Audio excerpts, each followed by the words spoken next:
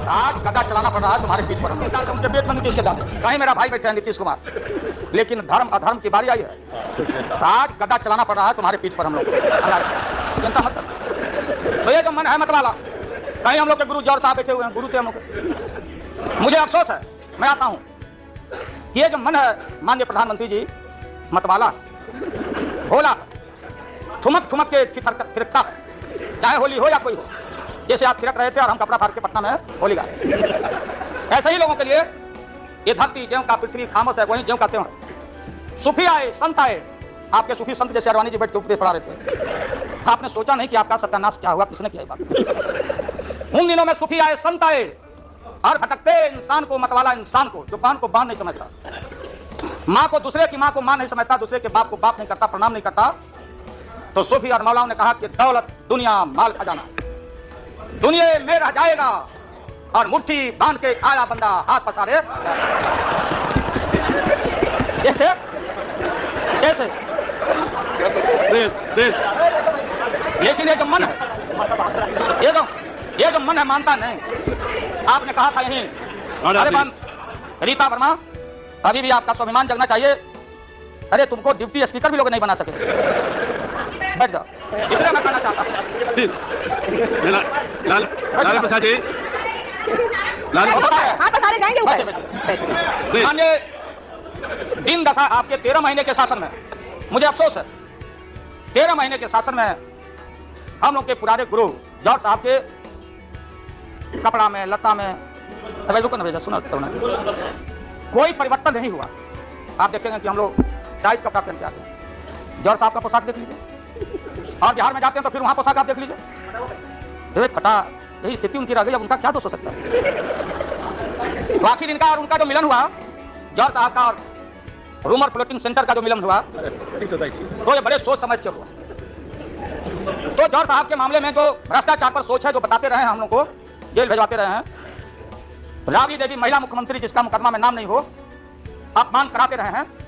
राबड़ी देवी मिलती है माननीय प्रधानमंत्री जी से मेरे साथ में, प्रधानमंत्री जी ने माना ये बहुत गलत काम हुआ। तो मैं फिर आऊंगा। आपने कहा था कि दुनिया का सबसे बड़ा स्काम है पशुपालन स्काम। आएगा दूध का दूध, पानी का पानी, जैसे सारे बैठे हुए लोग। अब बचा कौन है इस मुल्क में? कौन बेदाग बैठा है? और मैं इन चीजों को आज कोई छेड़छाड़, कोई बात नॉर्म्स के खिलाफ मैं जाना नहीं चाहता हूं। बातें दबाई नहीं जा सकती, चाहे कितनी बातों को हम जहां भी थापर साहब के टीवी में या जहां भी हम कोई बातों को कह डालें, बात गलती नहीं है, अभिलेख मिटता नहीं है। हाँ माननीय प्रधानमंत्री जी, आपने चिंता जताई और इतिहास को, अडवाणी जी, गृह मंत्री जी ने गृह को खराब किया है। आपका जो गृह है उन्होंने खराब किया है, और आप मतवाले की तरह, आपका ज्यादा दोष नहीं है। नाटा है जिसको नादिया बोलते उत्तर प्रदेश में, हम लोग अपने यहाँ बसाहब बैल बोलते। भोला बाबा, शंकर बाबा का अवतार मैंने बसाहब। और वो जो गोसाई है कपड़ा उपड़ा उठा के और हजारों चिट्टी कौड़ी उसमें साथ के रखता, गेरुआ बस्तर पहन लेता, और हमारे साधु लोग जो ये बैठे देखिए इसी रूप में रहता। वो बेचारा गरीब है, वो लेके गांव गांव घूमता, मेरे गांव चला है मेरे पास। मेरी माँ बैठा दी ओरी के नीचे कपड़ा घर के, देखो बाबा दिखवा दो मेरे बेटे के भाग में क्या लिखा हुआ है। ये हम अकेले नहीं, लाखों लोग जो गांव से आते उनको इन बातों की जानकारी है। अब वो गोसाई बाबा दोनों हाथ को मुट्ठी बांध के आगे करते कि इसमें नौकरी मिलेगा कि नहीं, या इसमें नहीं मिलेगा। तो दोनों मुट्ठी जब आगे करता तो गोसाई बाबा बोलता, बोलो भोला, देखो देखो इसके हाथ में क्या लिखा है।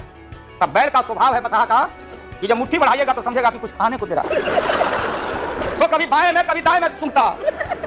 आजा वो भोला बाबा समझ जाता, चेतनशील है कि हमको ठग रहा है गोसाई, तो बोलते रहता, पीठ ठोकते रहता, नहीं आता है सुनने के लिए हाथ मुट्ठी। तब गोसाई पीछे से खोदता है, तब वो ध्यान देखा घंटी करके, महोदय में अपमान का नहीं। जो नादिया का हाल रहा वही 13 साल में आपको नागपुर ने हाल करके आता रखा। 13 महीना आपको एक मौका था। आप कांग्रेस की बात करते, सीपीआई सीपीएम की बात करते। जौहर साहब वहां बैठे हैं। सन 77 में छपरा से मैं मेंबर पार्लियामेंट बन के आया था लोकसभा का। नहीं मांगा गया था, नहीं मांगा गया था तो नहीं मिलेगा। आपको क्या चाहिए? नहीं मिलेगा। खबरदार, फिर बिहार से लड़ना नहीं है क्या? तो ये स्थिति है। अभी आपने फकरी चौधरी जी को, हमारा चाचा, हमारे गफूर साहब मामूली आदमी, राज्य का मुख्यमंत्री रहे, हम लोग के बेटे, हम उनका वोटर हैं, ये गोपालगंज के हैं, ये चचा है हमारे, इनका सम्मान है। ऐसे व्यक्तियों को आपने तरजीह दी, आप फंसा के रखे हैं लोगों को। रुके रहो, अब एक्सपेंशन हो रहा है। अब मंत्रिमंडल का विस्तार, आज जब लोहा गर्म हो गया तो नीतीश जी ने कहा कि मंत्रिमंडल का विस्तार होना चाहिए। नाम बोला है मिनिस्ट्री के बारे में। मैं just only for 1 minute I want to clarify my position. Sir मैं सीट डाउन हो जाता हूं।